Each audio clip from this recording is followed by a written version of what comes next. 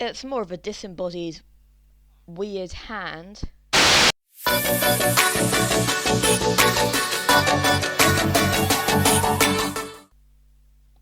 Hey Storybot, I need to build a village trading hall. Do you have any ideas on any way I could theme it?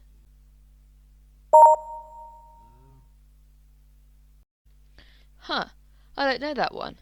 Maybe you could think of something else?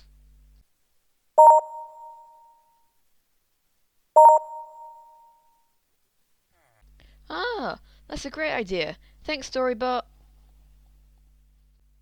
So yeah, we're going to be using this big space I laid out, or from all the way over by the castle, down there, to build this villager trading hall, which is going to be themed around Herot from the story of Beowulf. Okay, so here's the space, and the first thing we need to do is kind of work out how big we want this to be. So this is going to be a villager hall, so that means we'll need spaces for as many villagers as we'll need. We'll also probably need space for a place to breed the villagers up, because I definitely don't have enough just in the village for that. So going by that, and I'm just going to lay this out with dark oak, we are probably going to need there to there. I think that's a very good width there. We go down here, place one there, and then one on the other corner. One here. So there we have a bit of a layout there. Now the good thing about making this kind of thing is that we can also use its height. It would be a kind of Viking mead hall. So we would have a very tall kind of shed or barn almost, which means we can have lots of villagers down on the ground floor, as you might say, but we can also have some in the kind of attic space. Now in terms of woods, I've got oak, spruce and dark oak. I think I'm mainly going to be using dark oak and oak because they're quite contrasting. Although we'd probably add some spruce in, especially for things like the doors. Definitely going to be spruce doors. Yeah, I think just start making up some walls now. You know, looking at it now, I actually think it might be better if we use spruce for the walls. Okay, we've got a proper outline now. I've also bulked out the kind of beams on the side a little bit more, which is going to help kind of add a little bit of depth later on, because I can put like cross beams across there without it looking too weird. I guess now we've got to build it up a bit. We'll probably go 4 blocks high, or no, 5 blocks. 5 blocks above what we have now, and then we'll start doing the roofing. I guess let's go.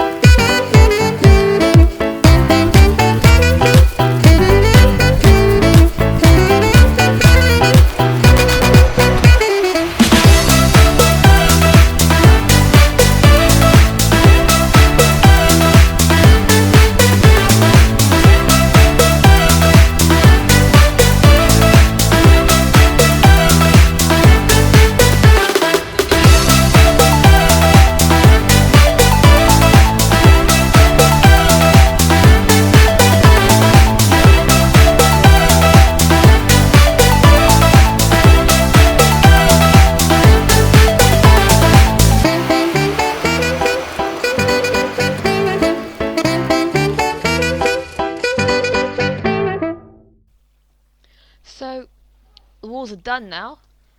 We can look around. Yep. It's funny that it's actually much bigger than my castle, but oh well. So now what we need to do is the roof. This is going to be a very like barny structure, so we want to kind of curve to the roof. But we also, it's very strange. We want it to go to a point, look like it's going to a point, but then kind of curve it up at the top.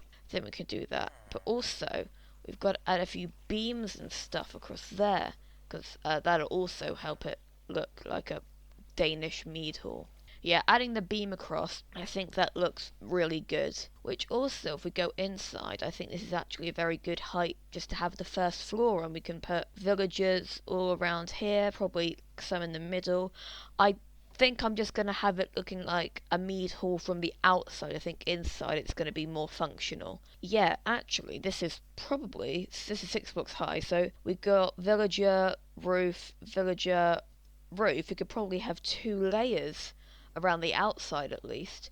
And I think having the walls a bit cluttered but the inside a bit open, I think that actually kind of makes it, even if it doesn't look exactly like it gives it a kind of vibe of a party mead hall where people are just don't care about what they're doing, they're just drinking and enjoying themselves. Okay, so I'm just gonna finish adding the beams all around the side and do the roof.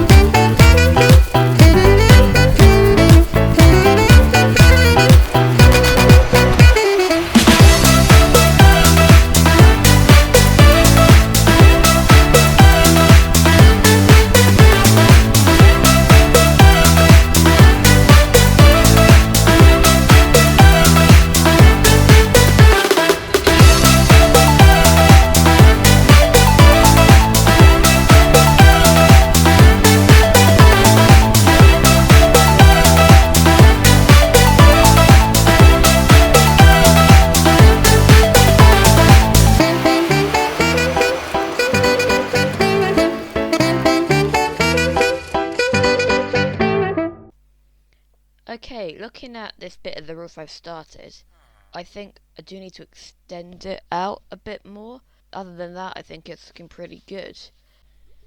Yeah, and this extra bit I think does make it look a lot better. I've done the wall up there thing, and I'll explain what this dark oak square is for a little bit later.